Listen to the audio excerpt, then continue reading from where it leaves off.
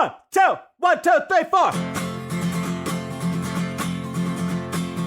Almost a weekend and you don't know what to do. Or you just need something fun to listen to. Southside Pod! Yes, we're on the air. And the gang's all here, all things on the South Side. You're listening to the Southside Pod. Looking for the best Southside breweries. Or you might just need an awesome place to eat. Southside Pod! Mount Greenwood, Evergreen, Blue Island, Beverly, Payless, and Allsup too. You're tuned into the Southside Pod. Southside Pod! Oakland, Midlothian, Southside Pod! Oak Forest, Chicago Ridge, Flossmoor, and Bridgeview. You're listening to Southside Pod. I'm getting physical therapy now twice a week for my back. On your head? Oh. Your back? Not my head. My head. That would be mental therapy. He needs that too. Physical therapy. Let's start with physical. On your back? What did you do Doctor to says your? you need a backiotomy. What'd you do to your back? So you guys were all in the pool today. on You had your the kids in front. the pool. Well, actually, Bill didn't get in the pool. He was I didn't wearing get long in the pool pants. either. You brought your swimsuit and never jumped in. Yeah, well, I Are wanted you sitting in Bill, your swim trunks right now? I wanted Bill to feel safe. Hold on a so second, I but you're said, sitting in I your am swim not trunks. sitting in my swim Were trunks. you wearing in them earlier? No, I brought them, but I didn't. You brought them. Okay. I just you didn't worried want about his Bill to swim feel trunks? alone. Mike, are you outside wearing the underwear pool. right now? Yeah, of course I'm wearing What, underwear what now. color are they? Are they? Ray? I don't know. They are great. Show them. You say gray, I don't know. Show them. Are they gray? Let's see them. How do you not know what color your underwear I are? don't This is remember not that. important. They're black and gray. Wow.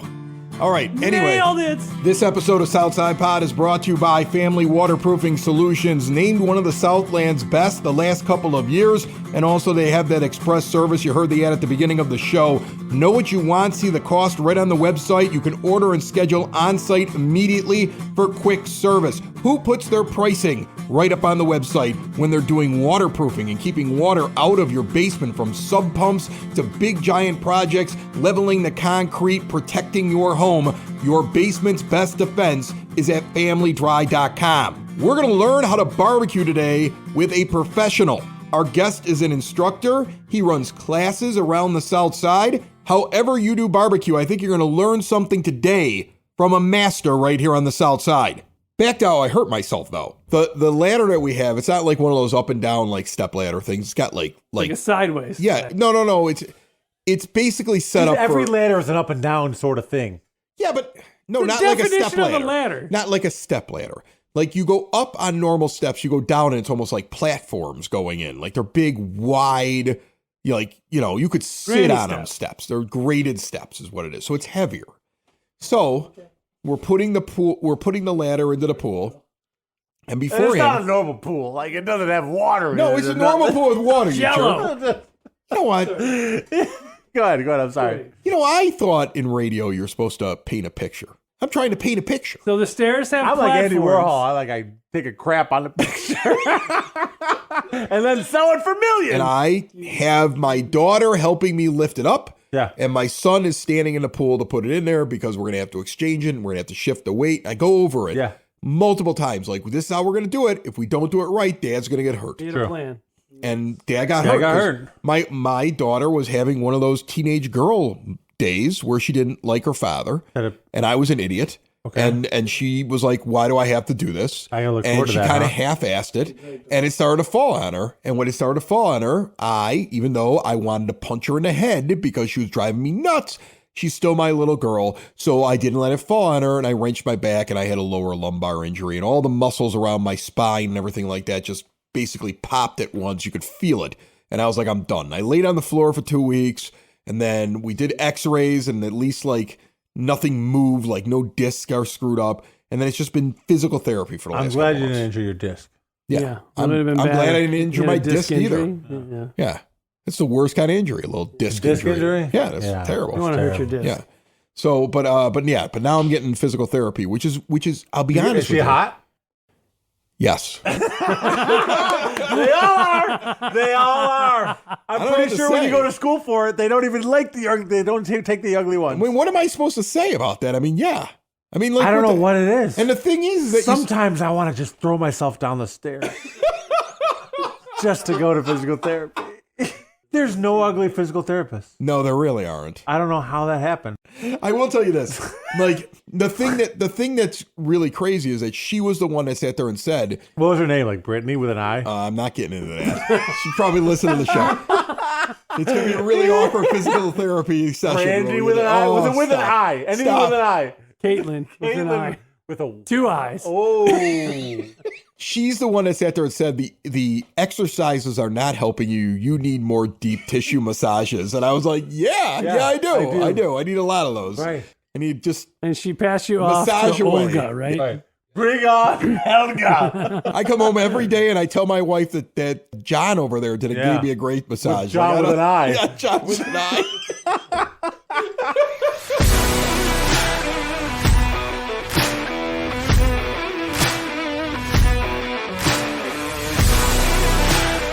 Southside Pod in a kitchen. Normally you see us like running around in a park or like in some storefront or in a really busy crowd. Instead what I'm at a kitchen in Lamont while some guy drills something like 3 floors up and I don't know how to get him to stop. So apologies for that. But I have Dave Fako here and he is not the owner of Big Dave's shed. He's got Big Ed's shed. First of all, what's with the name, Dave? How are you? It's actually a poor calculation on branding for a long time. Because obviously my name is Dave, Right. and the name of the business is Big Ed Shed. Exactly. It's named after my dad. Okay. My dad was a truck driver. He really was an adventurous, fun-loving guy. He loved the outdoors. He loved cooking outdoors and grilling and barbecue and everything.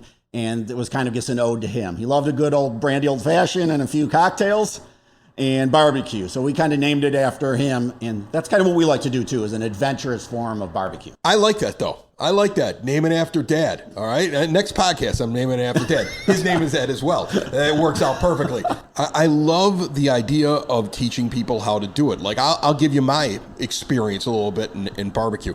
My dad didn't do it. Right. If he was going to barbecue, he has one recipe. He makes a barbecue chicken.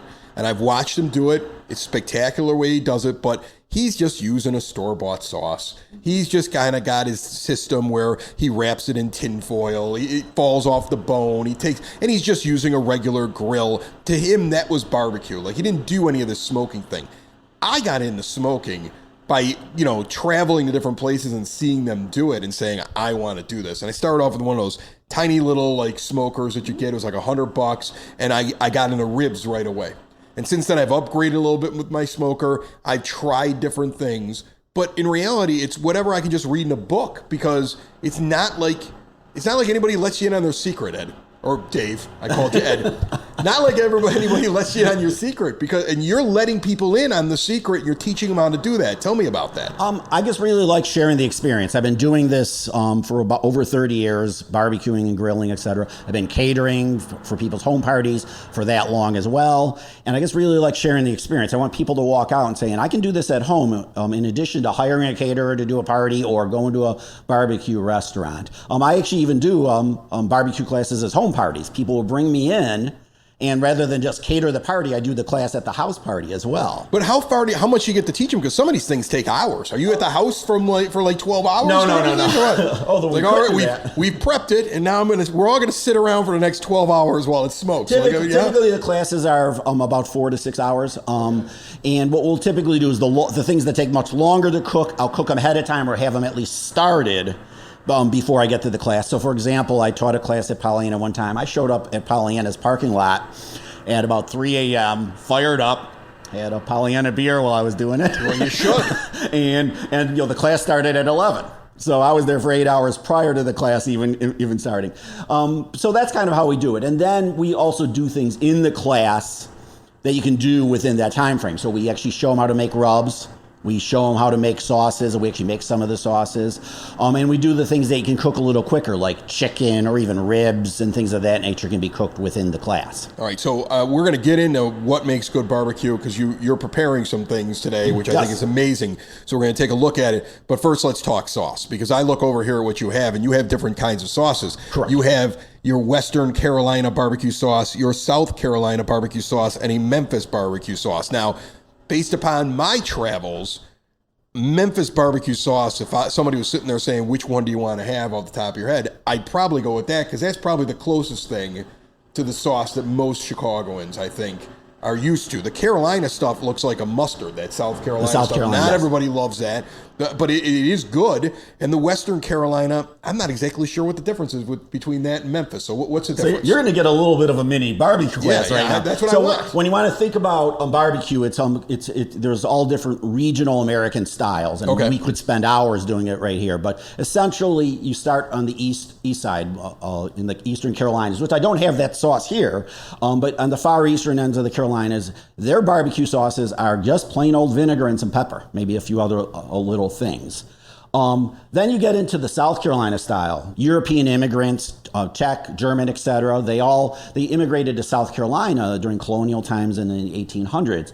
And obviously a common condiment in Europe is mustard. So they started making mustard-based barbecue sauces. It's very different from what I think most people grow up having. It's very different. People get shocked when they see it, and it is my personal favorite. I will take that over anything else any day. It is. You like mustard on your meat? Yes, especially on the pork. Okay. And it works great on the chicken. Not so much on the brisket. I don't like to put You're going to make me try it. You are definitely going to try it. Oh, wow. Okay. And then you got the Western Carolina, which is kind of a vinegary-based sauce.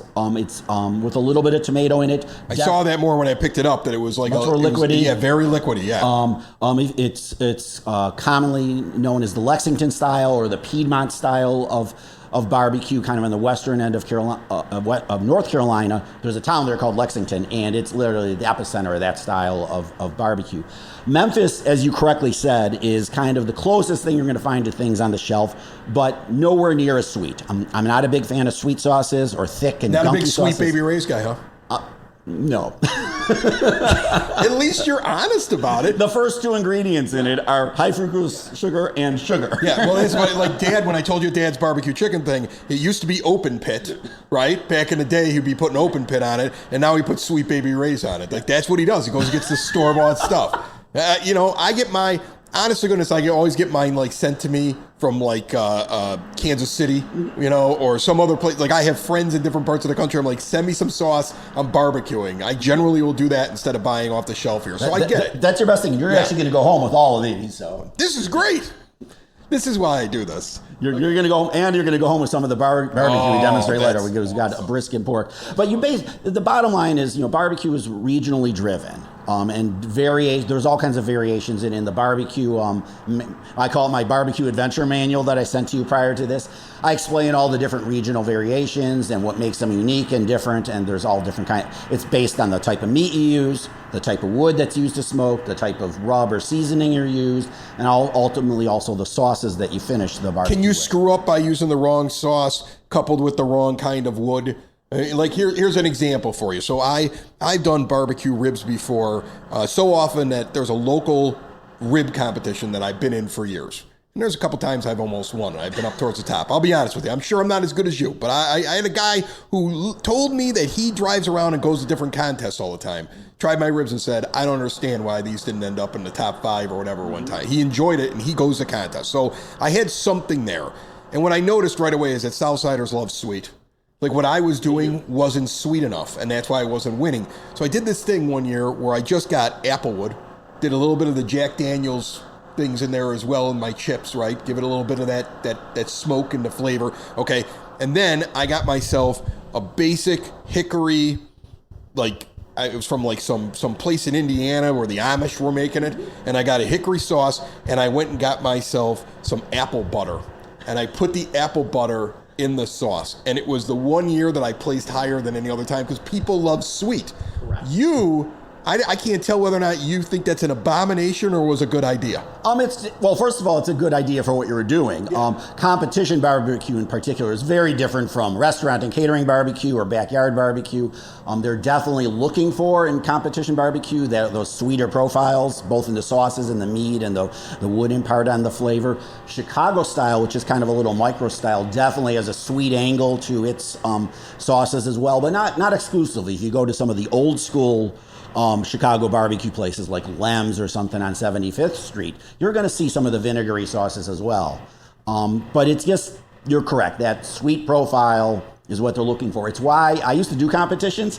I rarely did well. Now you're like, I'm done. Because you make it, you go, this is great, this is great. And then these people don't vote for it, and you're like, this is ridiculous. Right. I remember one time I was in one of the bigger barbecue competitions, and one of the pro teams was next to me, and he tasted my stuff, and he, of course, said it was really good. And I don't know if he was blowing smoke or not, but he said it's really good. And then he laughed. He goes, you ain't going to do so well. He goes, your stuff isn't sweet enough. Well, I'll be honest with you. I judged just last month here in Lamont when they were doing the festival that was on, where Matt's was having his big thing here in Lamont. He's doing barbecue, and I judged over there. And I remember going through it thinking to myself, I'm going to ignore the sauces and focus on the meat, because sauce is in the eye of the beholder, and that's how I kind of tried to judge it. But I don't think that's how everybody does it all the time. No, and especially I would have loved to have been at that competition, but it was Father's Day weekend, and I was sitting on my boat drinking beer up in Wisconsin. And I would have loved to have done the competition, or at least attended it, but in this case, I wanted to sit on my boat drinking beer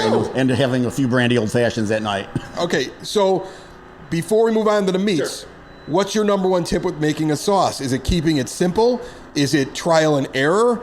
Like, when you're teaching people how to make a sauce, when you're coming up with a sauce, are you just using a recipe, or do you kind of have an idea of this is how you make it?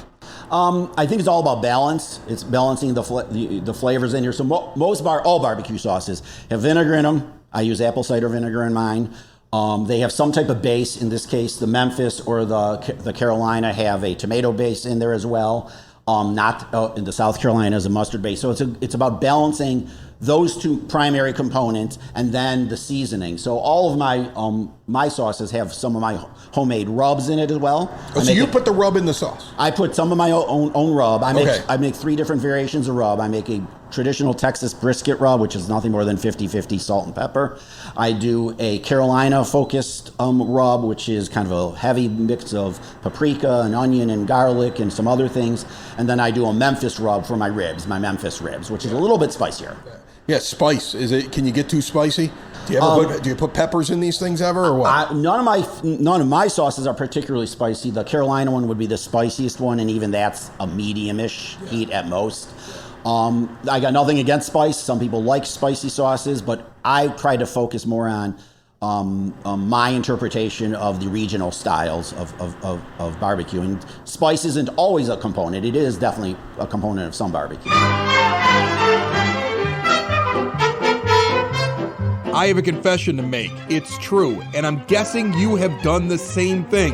Put more time into thinking about what's for dinner than preparing for your retirement. But if you think your retirement needs deserve more attention, I agree with you, and I want to help you out. I've got a local, experienced, down-to-earth guy who's a friend of this show. He's got a get-to-know-you approach and do the right thing values, and he's been around for over 20 years right here on the South Side. His name is Tom Walsh. He's located on the corner of 111th and Kedzie, and he's waiting for your call. In times of financial uncertainty, how can you stay on track? Call someone who's invested in your success. Reach out to Tom now, 773-779-0023, or pop in at the office right on 111th and Kedzie. Tell him we sent you. Edward Jones, Making Sense of Investing, member SIPC. All right, we're here at Big Ed's shed to get Big Ed's to actually do something for you, or to find them. Like, how does somebody, after, because you're going to show us the meat now, we're going to go through the barbecue and the secret of good barbecue, we're going to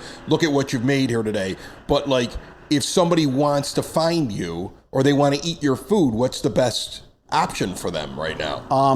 The best thing to do to find me is go to my website, bigedshed.com. Okay. We're a mobile catering and event company, and we do, as I said, barbecue classes and some personal chefing as well.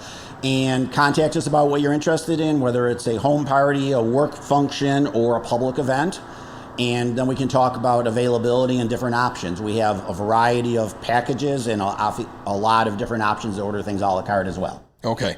Well, before you grab what you have there and we go through it, if I asked you what the secret was to good barbecue, if somebody sat there, if you had one thing that, like, don't forget to do this, or this is how you prep it, or whatever it is, like, what's your number one piece of advice? You teach classes. You must hammer certain things home in every class. Well, there's actually multiple things, but I think the most important thing to do good barbecue, assuming you're working through fire building barbecue, not some automated system. No, fire building, men. Okay, Men building listen, fire. I go to these barbecue competitions. You see these guys; they just bring out like a case, and then they plug it into an outlet, and then they set what they're making, and then they shove the meat in there, and then they start drinking. And I'm like, all right, that's fine. I understand that. I get it. That's great. But what fun is that? I want to build fire. I want to put chips on the fire. I want to have like water pans in there and spray things, and I want to be active. Yeah, you want to be active with it. There's all different ways to get there. Being active with it, whether it's you're using full logs, chunks, hardwood, charcoal, whatever. There's all different ways. I use a hardwood charcoal. The stuff that's steeped just in wood. I don't want any of that chemical stuff. I want the stuff that's the natural wood. I use hardwood charcoal as my starter, and then I use whole logs. I'm a hickory smoker. I use hickory logs Throw for a my whole log on there, huh?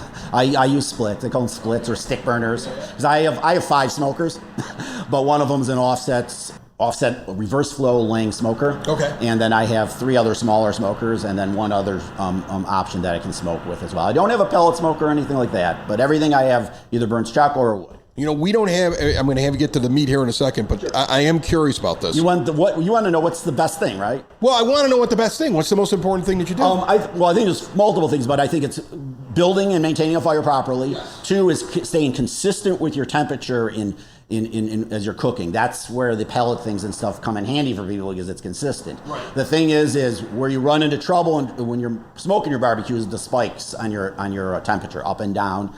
And 3 is having balance in the flavors, starting with the meat and the quality of the meat you're using, the rub or seasoning you're using, the type of wood you're using, hickory, oak, whatever it might be, and then ultimately how you're finishing it with whatever sauce, etc. you might be putting on it. I think that's got to have a lot of balance. We were talking about the sweetness earlier.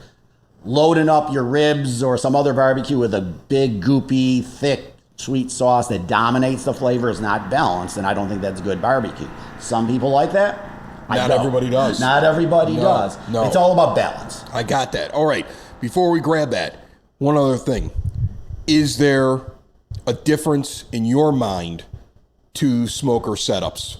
Because I got to be honest with you, like I have always preferred, and I've seen the other ones. I've seen them where the water pans off to the side and the flow kind of runs like, horizontal.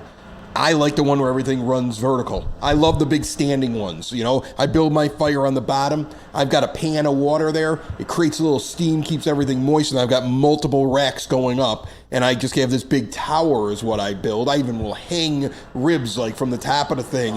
And that's I love that because everything then, it seems less likely to dry out. Am I just afraid to try something new, or what system works best for you? No, you're onto something. Yeah. Like I said, I own 5 smokers. I have an offset. You like the thing that runs down. Yeah. There's actually a whole section in my classes I teach about different smokers and what the pros and cons of them. Vertical smoking is probably the best and most efficient way of smoking. It's awesome. Because if you think about it, what does smoke want to do when you go up? It wants to go up. Right. And there's nothing wrong with offsets. I run most of my stuff in an offset. So does the steam that comes out of the water pan. But offsets, it's just a different system of doing it. You got the bullet smokers, like the Weber Smoky Mountain or similar to the things you buy at the box stores. Those work pretty good as well, as long as you get a decent version of them. One of my favorite smokers I ever had, I'm not plugging the brand, but it was called Backwoods, and it was a Backwoods competitor smoker. I could put about 25 or 30 pork butts in it. Yeah. And it was a vertical smoker, had a water pan at the bottom. I burned logs in it. It was insulated, so I could run that thing sometimes overnight in the middle of winter when it was 10 degrees out and burn 3 logs. That's great. Dave, this has been so interesting. It really has been. I really appreciate you letting us into your kitchen. Sure. I think I've learned so much about barbecue that my wife's going to be annoyed because we're going to be doing a lot of smoking here, especially because we're getting close to the fall, and this is maybe my favorite time. Like everybody I'm out, it's summertime. No, when you're smoking, I like being out there in the fall. I like a little bit of a brisk breeze out there when I'm doing it, and the smoke out there pouring out. The kids aren't bothering me because it's a little too chilly for the pool. Like that's when I like to do my smoking. We're going to be trying a lot of things, and I guarantee you, I'm going to produce this. People are going to watch this, and or they're going to listen to it or whatever, and I'm going to go back and re-listen and rewatch it a couple of times because I think I could pick up a lot here. Actually, my brisket recipe's in the manual I sent to you. Same for the pulled pork. I got the manual. If anybody wants to get the manual, learn from you, again, give the website out. BigEdsShed.com. BigEdsShed.com. He's based out of Lamont, but he goes everywhere. And Dave, thanks so much. Okay, I appreciate it. Thank you.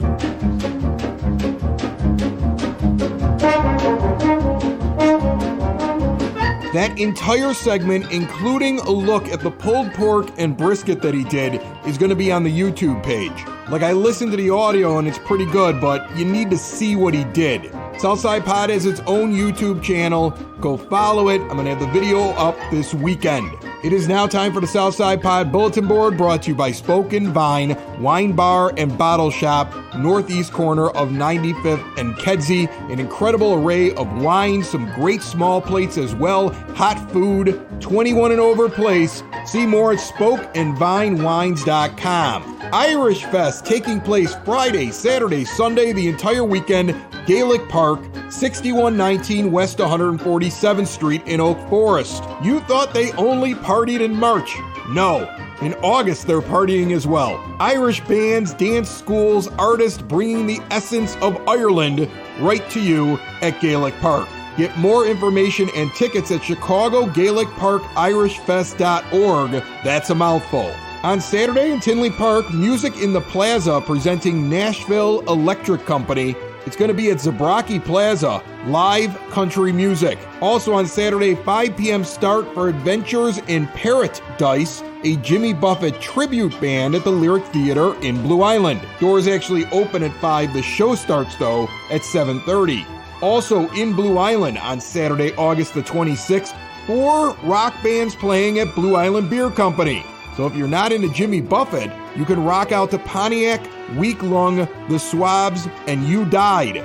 I don't know the bands, but the description is cranked amps, spilled beers, and high energy rock and roll.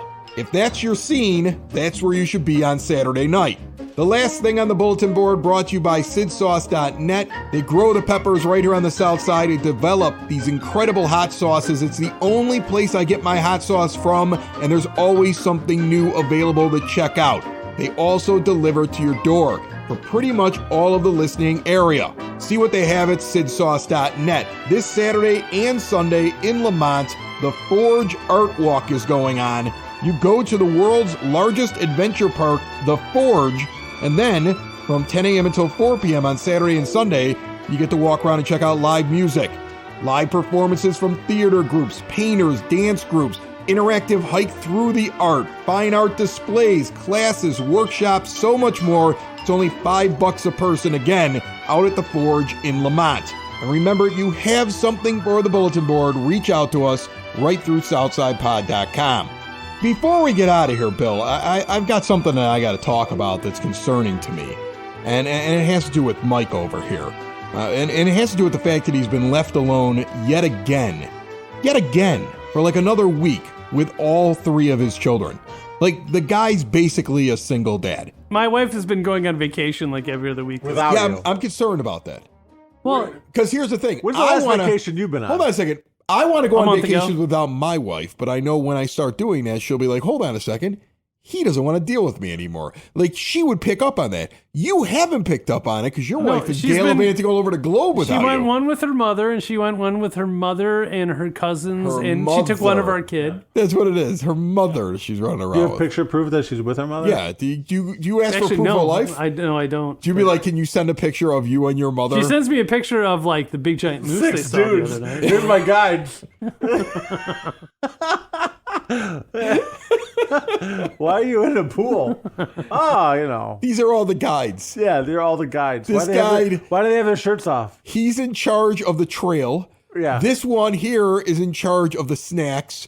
This one over here is in charge of the mules. Right. This one over here is in charge of the cameras. And this one is in charge of my vagina.